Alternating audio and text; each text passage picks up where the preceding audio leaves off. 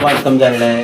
म्हणजे काय लहान मुलं आहेत, महागाई बदलाची घटना घडली, तसं आता इथून पुढे असं कुठं घडू नये यासाठी आपण CGP च्या मार्फत आपण कासगावचे स्कूल कासगावचे नागरिक म्हणून स्कूल ठीक करो हे अभियान आपण प्रत्येक खेडोकडे आणि प्राथमिक शाळा, जिल्हा परिषद शाळा, सरकारी शाळांना जिल्हा परिषद शाळा वाचवणे हेच आमचं ध्येय आहे. आणि व्यवस्थित मुलांना त्रास होऊ नये किंवा सुखरूप राहावे हीच आमची मागणी आहे. आणि त्यासाठी आम्ही सर्व कामं वगैरे पूर्ण मुलांचा आहार किंवा पाणी व्यवस्था, त्यांचं मैदान, ग्राउंड, परत स्वच्छता याबाबत आम्ही माहितीसाठी तुमच्याकडे आलेलो आहे. आपण थोडीशी माहिती आपल्याला मिळाली. हा जो दुसरा वर्ग आहे षटकोनी आकाराचा, त्याच्या जो वरांड्यातला जो छत आहे म्हणजे असल्या तो पावसाळ्यात गळतो. हां, आणि आतमधला जो स्लॅब आहे तो असा षटकोनी आकाराचा असल्यामुळं त्याचा स्लोप जास्त असल्यामुळे पाण्याचा निचरा फास्ट होतो. परंतु आतमधून स्लॅबचे थोडे थोडे तुकडे पडतात. हा, निकृष्ट दर्जाचं काम झालेलं आहे थोडक्यात. हा, म्हणजे जे आहे ते वस्तुस्थिती आता सध्या जीर्ण झाले आहे. तुम्ही तुमच्या वरिष्ठांना कळवले काय? हां, सरांनी वरिष्ठांना कळवले. पत्र वगैरे काय दिले का? तसं काय म्हणजे मला म्हणजे आयडिया नाही सर. मग आपल्या गावच्या ग्रामपंचायत ऑफिसमध्ये काय तुम्ही दिलं? हां, सरांनी 100% दिलंय. आता ते सरांकडे चावी असते. नाही सर आज मिटिंगला आहे. केंद्र शाळा वळी याची मिटिंग चालू आहे. आता सध्या जरी तिथे गेला तर सर आहे. तुम्ही ग्रामपंचायतमध्ये प्रस्ताव दिलेला आहे या अडचणीविषयी? हो, दिलेला आहे. हां. बाकी लहान मुलांचा आहार वगैरे असं कळलं की आता मुलं म्हणत होती की 1 महिना झाला आहार बंद आहे. हो, सोलापूर जिल्ह्यामधल्या 700-800 शाळेमधला तांदूळ संपलेला आहे. आणि त्याचं नवीन टेंडर काय थोडं 2-4 दिवसात येणार आहे असं शिक्षण अधिकाऱ्यांची पेपरला बाईट होती. आणि त्या पद्धतीनं होईल. म्हणजे आपला 1 महिन्याच्या आसपास होत आलं की तांदूळ संपलेला आहे. आता कासगाव जिल्हा परिषद शाळेमध्ये आहार चालू आहे. त्यांच्याकडे शिल्लक असेल किंवा तेवढा साठा असेल त्यांच्याकडे. आपण थोडंसं शिक्षक किंवा आपल्या गावच्या इथल्या वस्तीच्या लोकवर्गणीतून थोडंफार ते आहार आपण 100 किलो तांदूळ आणून आपण शिजवलाय. आपला तांदूळ शाळा सुरू झाल्या 3 ते 4 दिवसातच संपला. पण जवळजवळ आपण 1.5 महिना आपण जवळचा तांदूळ म्हणजे हे करून लोकसहभाग किंवा उसना घेऊन शिजवलाय. हां, आहार पोषक आहार पाहिजे ना मुलांना. कसं मुलांना पोषक आहार मिळतो एक मनात थोडीशी आवड असते, पण त्याने शाळेमध्ये यावं किंवा बसावं असं मुलांची एक मनातून भावना होते. शासन निर्णयानुसार, शासन जीआरनुसार आपण जेवढा चांगला आहार देता येईल तेवढा आपण देतो. आणि आता सध्या आपल्याकडे नसल्यामुळे तुम्हाला त्याची चव वगैरे किंवा त्याची क्वालिटी बघायला मिळाली नाही. मग कधीपर्यंत येईल काय मागणी? आपण मागणी केलेली आहे. त्याचं बी पत्र आहे आपल्याकडे.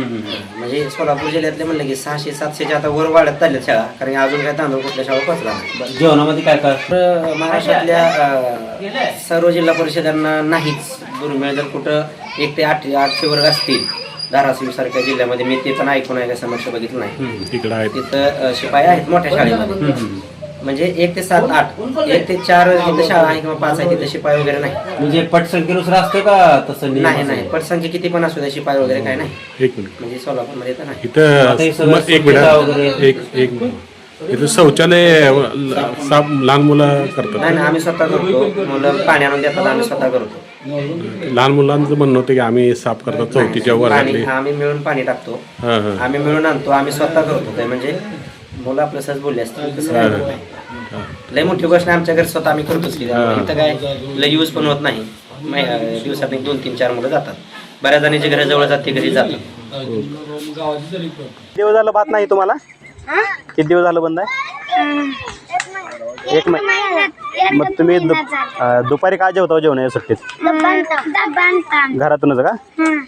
पाणी चांगलं आहे का पाणी प्यायला? म्हणजे गोड आहे का असं कडू लागतं? फिल्टर बसवलं नाही ना शाळेत? जार वगैरे काय नाही? कितवीला तुम्ही आता सगळे? वर्ग कुणाला कळते? वर्ग कुणाला कळते पाऊस आल्यावर? कितवीचा? लय कळते आपण. पाऊस पाण्यानं कळते ना? पाऊस आल्यावर कळते खाली आत.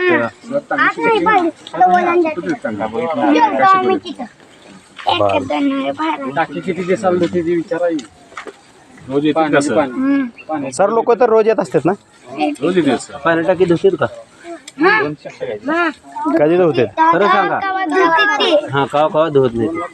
मग त्या आज आपल्याला या जिल्हा परिषद शाळा बिरोबस्ती येथील काय अडचणी आहेत ते समस्या मांडतील तरी. सर्वप्रथम तुमच्या टीमचे मनपूर्वक स्वागत. काशीगाव जिल्हा परिषद शाळेनंतर तुम्ही आज आमच्या बिरोबस्ती येथील जिल्हा परिषद शाळेला भेट दिलात आणि आमच्या समस्या जाणून घेण्यासाठी प्राधान्यक्रम दिला, त्याबद्दल आपला आभार. ही शाळा द्विशिक्षिकी शाळा आहे मुळातच. आणि द्विशिक्षिकी शाळा म्हणजे वाडी वस्ती शाळा असते. त्याच्या अनुषंगानं शासनाचा इथं निधी अत्यल्प प्रमाणात येत असतो. त्यामुळे शिक्षकांना शाळा चालवण्यासाठी मोठ्या प्रमाणात कसरत करावी लागते. मग ते शिक्षक वेगवेगळ्या कार्यक्रमाच्या माध्यमातून ग्रामस्थांना आवाहन केल्यानंतर आमच्याही बिरोबस्तीकरांचा इथले स्थानिक मेंबर आम्हा चौधरी असतील, आम्ही असेल, विश्वजित असतील, आम्ही सर्वजण मिळून या ठिकाणी लोकवर्गणी आणि लोकवाटा ह्याच्या माध्यमातून जेवढा शाळेसाठी लोकवर्गणी करता येईल आम्ही करून ती शाळा चालवण्याचा प्रयत्न करतो. शाळेला निधी कमी असल्यामुळे तुम्हाला अनेक सुविधांचा अभाव या ठिकाणी नक्कीच दिसेल. गेल्या 1.5 महिन्यापासून तुम्ही जसं आत्ता म्हणलात की बाबा शालेय पोषण आहार संपलेला आहे. मुख्याध्यापकांनी वारंवार पाठपुरावा करून शिक्षणाधिकारी तसेच शाळा व्यवस्थापन समितीनं ग्रामपंचायतीला कळवलेलं आहे. परंतु या बाबतीत शासन उदासीन आहे. कारण जोपर्यंत वरून माल येणार नाही तोपर्यंत विद्यार्थ्याला भात डाळ मिळणार नाही. ती वस्तुस्थिती मान्य केलं पाहिजे, आम्ही मान्य करतो. या बाबतीमध्ये आम्ही सरांशी बोलू किंवा का आपले थोडे जो शिल्लक जर पैसे असतील तर त्यातनं आपण पदर पैशाने काय करता येते का बघूया, अशा तऱ्हेने आम्ही त्याच्यावर मार्ग काढण्याचा प्रयत्न केलेला आहे. 1.5 महिन्यापासून ते स्वतःच्या पैशातनं चालू आहे आमच्या लोक वाट्यातनं. हां, तर शासनानं आम्हाला त्याच्या बाबतीत लवकर जर माल दिला शाळेला तर मुलांना शालेय पोषण आहार नक्कीच लवकर मिळेल. बाकीचे वॉल कंपाऊंड असतील, शौचालय असेल, लोकसंख्येची जागा असतील तर ते चांगल्या पद्धतीने सुव्यवस्थित आहेत. पाणी या ठिकाणी ग्रामपंचायतीने चांगल्या पद्धतीने पाणी कुठल्या प्रमाणात मिळते. विद्यार्थ्याला आपण गावातले आरोचं पाणी या ठिकाणी शाळा आणून दररोज पोच केले जाते आणि विद्यार्थ्यांच्या आरोग्याकडे शाळा निश्चितच चांगल्या प्रकारे लक्ष देते. मुख्याध्यापक गुरुकुले सर असतील, वाघमारे सर असतील किंवा अंगणवाडीच्या सेविका शिक्षिका असतील, त्यांचंही लक्ष शाळेकडे चांगलं आहे.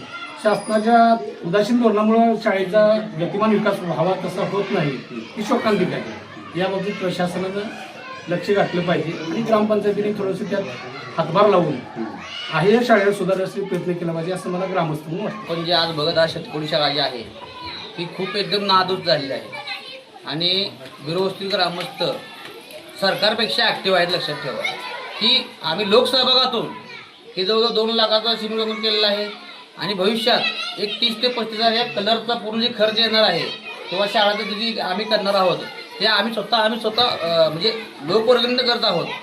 भविष्यात आमची एवढीच मागणी आहे, सरकारनं सुद्धा ह्यात लक्ष घालावं.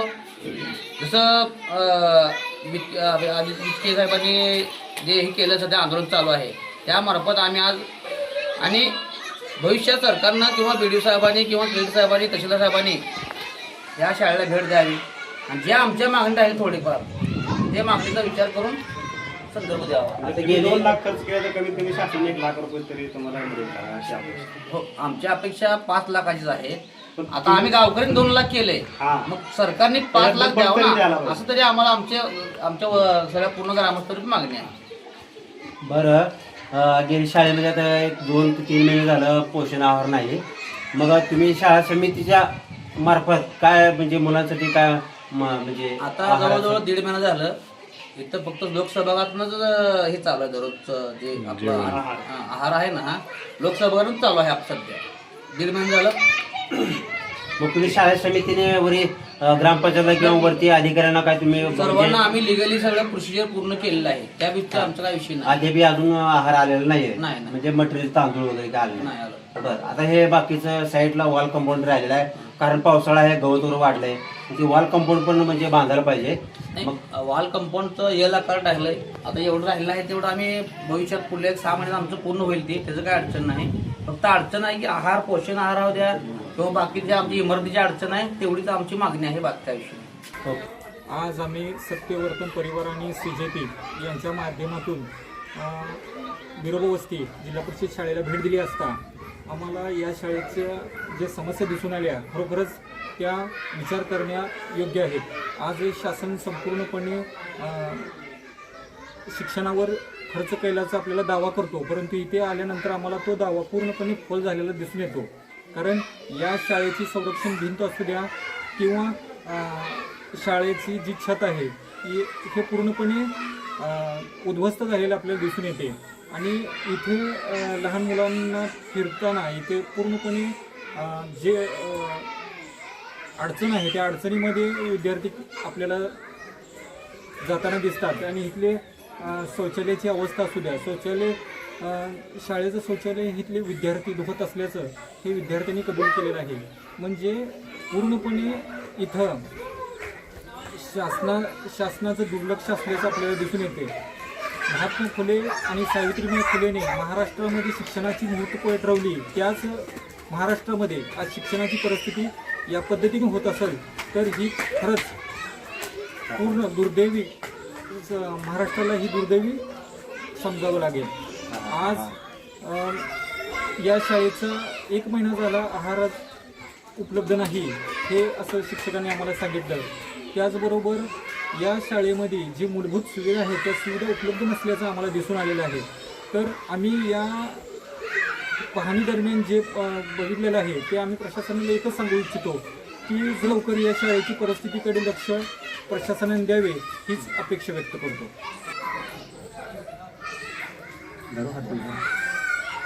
जिल्हा परिषद शाळांची काल परवा आम्ही तपासणी केली. यात एकच दिसून आलं, टॉयलेट बाथरूमचा प्रॉब्लेम इथे प्रकर्षाने जाणवतो.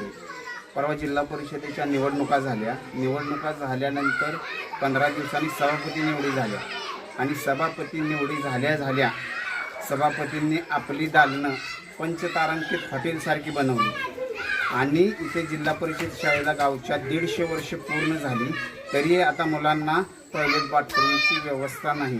ही खूप मोठी शोकांतिका आहे. मला वाटतं सरकार जिल्हा परिषद शाळा बंद करण्यासाठीच असे असुविधा त्यांना उपलब्ध करून सुविधा देत नाही आणि खाजगी शाळांचं फायदा होईल यासाठी सरकार जाणीवपूर्वक प्रयत्न करतंय असं दिसून येतं. येत्या काही दिवसात गावच्या प्रशासनाने आणि शासनाने आम्हाला 15-20 दिवसात शाळेचं बाथरूम बनवून देतो असं आम्हाला सांगितलेलं आहे. या 15 दिवसात महिन्यात नाही बनवून दिलं तर आम्ही सर्व मुलं घेऊन जिल्हा प्रशासनाच्या शिक्षण विभागापुढे नेऊन बसवू. एवढंच फक्त आम्ही आज सांगू शकतो.